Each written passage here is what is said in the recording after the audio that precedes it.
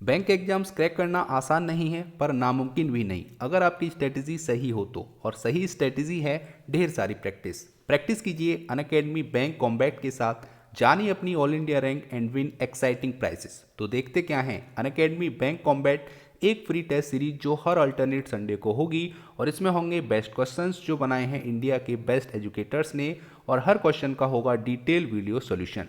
Bank combat में हर question के बाद दिखेगा आपको अपना लाइव ऑल इंडिया रैंकिंग और स्कोर। पार्टिसिपेट कीजिए और अपनी तैयारी को ले जाइए नेक्स्ट लेवल। अब बात करते हैं प्राइजेस की। तो जिसका रैंक फर्स्ट होगा उसको मिलेगा 1 ईयर का Unacademy plus subscription. Second rank वाले स्टूडेंट को मिलेगा 6 मंथ का Unacademy plus subscription. Third rank वाले स्टूडेंट को मिलेगा 3 मंथ का प्लस सब्सक्रिप्शन। और रैंक 4 to 200 में जो स्टूडेंट हैं उन सबको यहाँ पर 1000 रुपीज़ का अमेजॉन वाउचर मिलेगा। कॉम्बैट स्टार्ट हो रहा है 17 जनवरी सुबह 10 बजे से। तो जल्दी नीचे डिस्क्रिप्शन बॉक्स में जो लिंक है उस पर क्लिक करके एनरोल करें और अपनी तैयारी शुरू करें। और अगर आप अनअकैडमी पर पहली बार आ रहे हैं तो आप मेरा कोड यूज़ कर सकते हैं। मेरा कोड है एग्री10। इसको अगर आप यूज़ करेंगे तो आपको 10% इंस्टेंट डिस्काउंट मिलेगा जो ऑलरेडी अप्लाइड होगा। So let's crack it. Good morning friends, स्वागत है आपका आपके अपने चैनल एग्री मंत्रा में। आज हम बात करेंगे 15 जनवरी 2021 के इम्पोर्टेंट एग्रीकल्चर करंट अफेयर्स जो एग्जाम के पॉइंट ऑफ व्यू से काफ़ी इम्पोर्टेंट रहने वाले हैं। तो वीडियो को एंड तक जरूर देखें। उससे पहले एक इन्फॉर्मेशन, अगर आपने अभी तक AFO पॉकेट बुक 2020 डाउनलोड नहीं किया है तो कर सकते हैं, लिंक आपको डिस्क्रिप्शन बॉक्स में मिल जाएगी। तो स्टार्ट करते हैं आज का मोस्ट इंपॉर्टेंट सेशन। सबसे पहले बात करेंगे तो पहली हेडलाइन है next round of talk on today, centre positive farmer से दे हैव लिटिल होप। तो जैसा कि आपको पता है 9th राउंड की जो मीटिंग है फार्मर्स के बीच में और सेंट्रल गवर्नमेंट के बीच में वो आज के दिन होनी है 12 बजे से। तो यहाँ पर ये बोला गया है कि जो सेंटर है, सेंट्रल गवर्नमेंट बोल रही है कि हम सकारात्मक सोच के साथ इस मीटिंग में आएंगे, लेकिन यहाँ पर फार्मर यूनियन का कहना है कि उनको बहुत कम आशा है, बहुत कम उम्मीदें हैं इस मीटिंग से, लेकिन वो इस मीटिंग को कंटिन्यू करेंगे और वो इसका हिस्सा बनेंगे।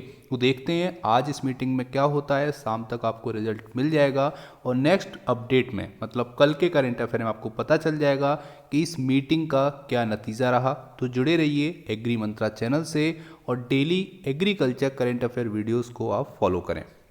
सेकेंड बात करेंगे Kerala drafting own farm law says agriculture minister.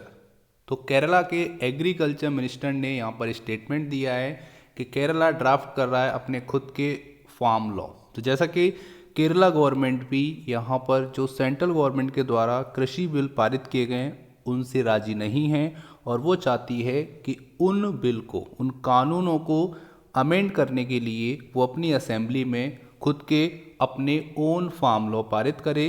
तो जिसके लिए केरला गवर्नमेंट काफ़ी तैयारी में है। तो देखते हैं वो किस प्रोविज़न के तहत यहाँ पे ओन फार्म लॉ लागू करने वाला है, जो कि काफ़ी स्टेट कर चुके हैं जैसा कि हमने करंट अफेयर्स में आपको बताया था। ऐसे ही अब केरला स्टेट भी चाहता है कि जो कृषि बिल पारित हुए हैं, जो सेंट्रल गवर्नमेंट ने पारित किए हैं, उनको वो अपने स्टेट में पारित ना करे। तो देखते हैं इसके बारे में डिटेल में सारी इन्फॉर्मेशन लेंगे आने वाली स्लाइड में।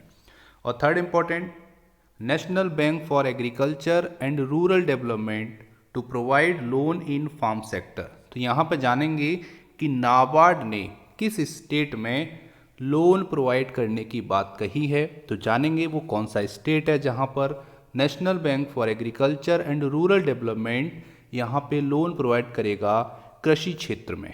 जानेंगे इसके बारे में डिटेल में सारी इन्फॉर्मेशन आने वाली स्लाइड में। सबसे पहले बात करेंगे तो next round of talk on today, centre positive farmer से दे हैव लिटिल होप। तो किसानों को काफ़ी कम उम्मीदें हैं आज की इस वार्ता से, लेकिन सेंट्रल गवर्नमेंट ने कहा है कि हमारी सोच सकारात्मक है और हम ओपन माइंड से इस मीटिंग में आएंगे और किसानों से वार्ता करेंगे। लेकिन किसानों का यहाँ पर कहना है कि हमको ज़्यादा उम्मीदें इस मीटिंग से नहीं हैं और आज जो मीटिंग होगी वो 9वें राउंड की मीटिंग होगी। अभी तक 8 राउंड की मीटिंग हो चुकी है, कोई भी नतीजा इन मीटिंग से नहीं निकला है। यहाँ पे बात करेंगे तो जैसा कि मैंने अभी आपको बताया कि 9वें राउंड की मीटिंग होनी है आज फार्मर्स के बीच में और सेंट्रल गवर्नमेंट के बीच में, जो कि आज के दिन शेड्यूल है। आज 12 बजे से मीटिंग स्टार्ट हो जाएगी। फार्मर को कोई उम्मीदें इस मीटिंग से नहीं है, ये कहना है फार्मर्स यूनियन का। और यहाँ पर आपको बता दूँ कि ये जो मीटिंग है ये कंटिन्यू रहेगी। और ये जो आपका इशू है वो क्या है, जो 3 बिल पारित किए गए हैं उसके विरोध में कंटिन्यू 50 दिन से ज़्यादा दिन हो चुके हैं, किसान कंटिन्यू विरोध कर रहे हैं, लेकिन अभी तक कोई भी समझौता किसान और सरकार के बीच में नहीं हुआ है। यहाँ पे अगर हम बात करेंगे तो एग्रीकल्चर मिनिस्टर नरेंद्र सिंह तोमर ने ये बात कही है कि हम यहाँ पे पॉजिटिव एटीट्यूड के साथ मीटिंग में आएंगे और यहाँ पर गवर्नमेंट बिल्कुल ओपन माइंड है। इस मीटिंग में किसान आके हमसे अपनी बात रख सकते हैं और उनको ये भी विश्वास है कि इस मीटिंग में कोई सार्थक परिणाम निकलेगा। तो देखते हैं फ्यूचर में क्या होता है, लेकिन अभी तक ये स्टेटमेंट एग्रीकल्चर मिनिस्टर का आया है कि इस बार कुछ ना कुछ रिजल्ट देखने को मिलेगा इस 9वें राउंड की मीटिंग से। यहाँ पे बात करेंगे तो जो ऑल इंडिया किसान सभा के जनरल सेक्रेटरी हैं हन्नान मोल्ला, उन्होंने यहाँ पर बोला है प्रेस से कि the attitude of government was clear.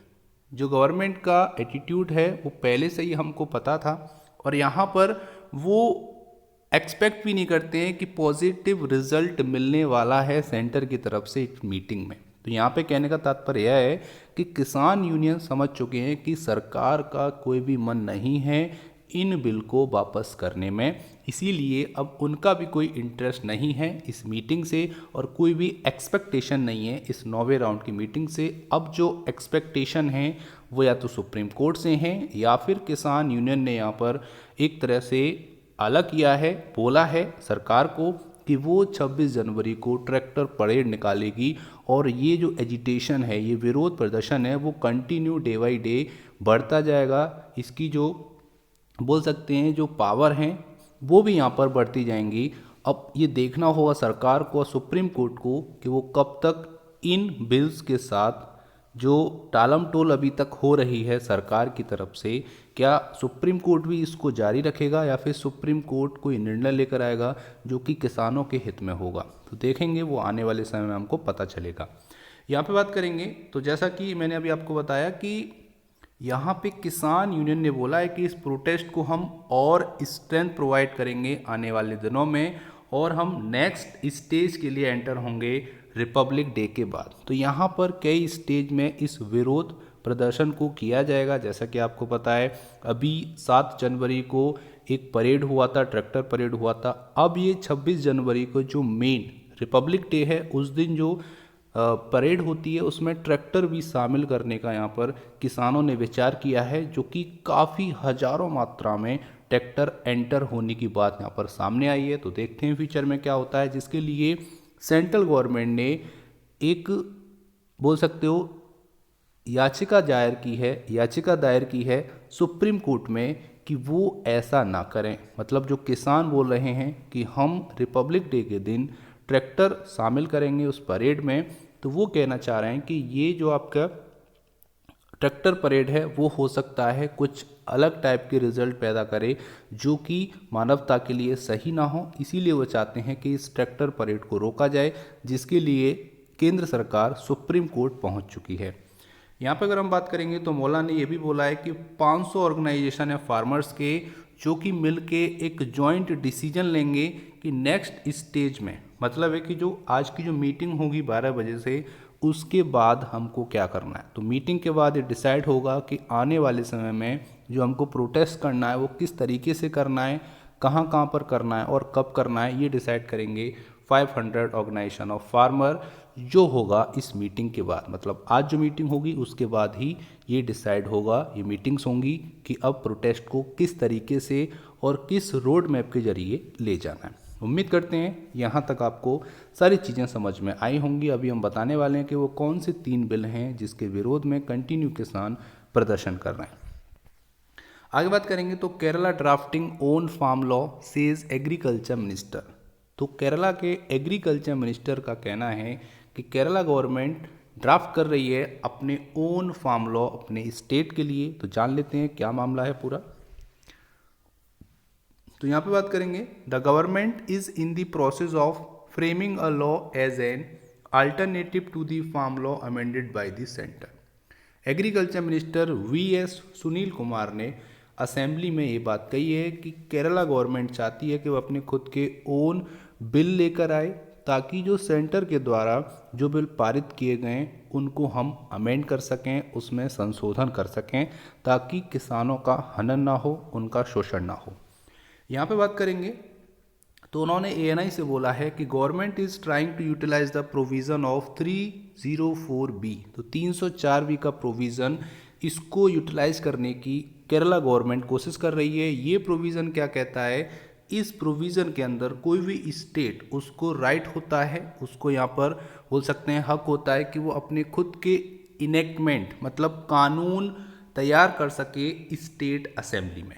ठीक है, तो कहने का मतलब है कि खुद के कानून बनाने की पावर स्टेट गवर्नमेंट को मिल जाती है अगर प्रोविज़न 304B के तहत अगर उसका यूटिलाइज करना चाहें तो वो खुद के अपने ओन फार्म लॉ पारित कर सकते हैं स्टेट असेंबली में। तो कहने का मतलब है कि इसको अमेंड करने के लिए जो कृषि बिल पारित हुए हैं उसमें अमेंडेशन करने के लिए, संशोधन करने के लिए ही इस प्रोविज़न को करने की बात हो रही है, जो कि प्रोविज़न 304 का बी है। इसमें इतना आपको समझना है।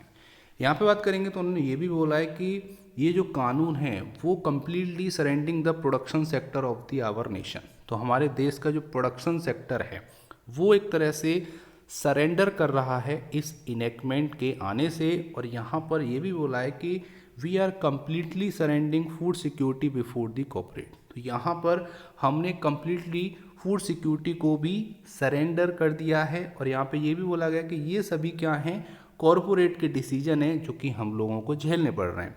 यहाँ पे एक और बात कही है कि if we compromise with the central government, अगर हम सेंट्रल गवर्नमेंट से, केंद्र सरकार से कंप्रोमाइज़ कर लें, उनमें मिल जाएं, तो this will be the death of farmer, ये किसानों की हत्या होगी और ऐसा हम कभी होने नहीं देंगे क्योंकि फार्मर जो हैं वो continue all over the India suicide करते हैं और एक साल में 10,000 से लेकर 12,000 फार्मर हर साल सुसाइड करते हैं। किसके कारण? क्योंकि उनको उनके क्रॉप का एक्चुअल प्राइस नहीं मिल पाता है। जो प्राइस उनको मिलना चाहिए, जो रीज़नेबल प्राइस मिलना चाहिए, वो किसानों को नहीं मिल पाता है, जिसके फलस्वरूप उनको सुसाइड करना होता है। क्योंकि कई सारे ऐसे प्रेशर होते हैं, चाहे वो डेबिट का हो, जो बैंक से कर्ज लेता है किसान, उसकी बात करें, या फिर इतने नेचुरल हजार्ड्स हो गए, इतना कैलेमिटीज़ हो गई हैं कि कभी बाढ़ आ रही है, कभी सूखा आ रहा है, इतनी प्रॉब्लम किसानों की लाइफ में आ गई हैं कि उसके पास आत्महत्या के, सुसाइड के अलावा कोई ऑप्शन नहीं बचता है।